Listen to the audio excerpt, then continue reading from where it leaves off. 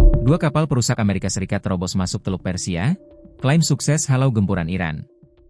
Dua kapal perusak Angkatan Laut Amerika Serikat, AS, dilaporkan menerobos masuk ke Teluk Persia, hingga klaim sukses halau gempuran Iran.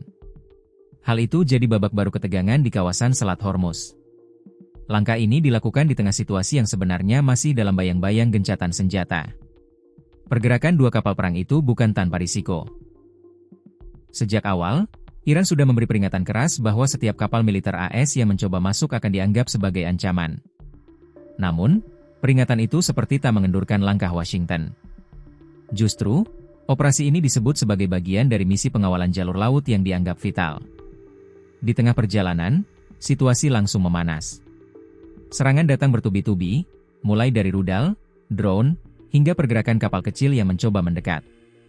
Meski begitu, pihak AS mengklaim seluruh serangan berhasil diantisipasi.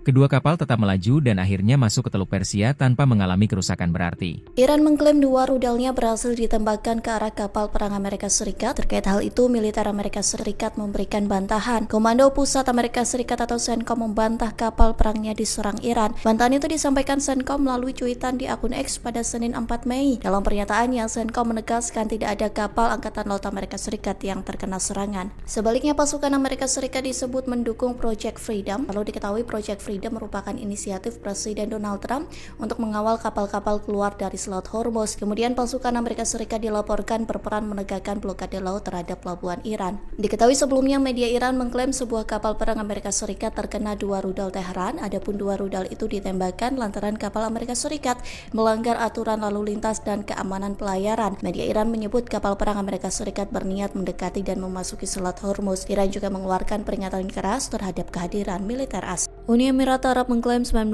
rudal dan drone Iran menyerang pada Senin 4 Mei. Adapun serangan itu terdiri dari rudal balistik, rudal jelajah, dan kendaraan udara tak berawak atau UAV. Kementerian Pertahanan Uni Emirat Arab mengklaim serangan Iran mengakibatkan 3 orang terluka.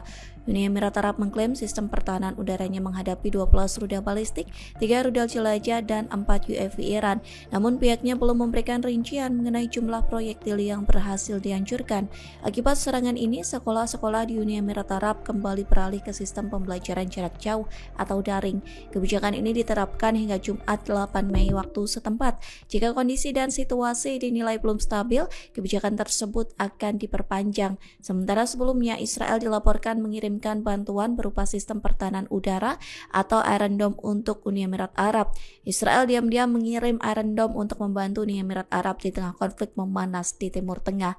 Hal ini dinilai mencerminkan semakin eratnya hubungan kedua negara. Adapun Israel dan Uni Emirat Arab menjalin hubungan diplomatik sejak 6 tahun terakhir.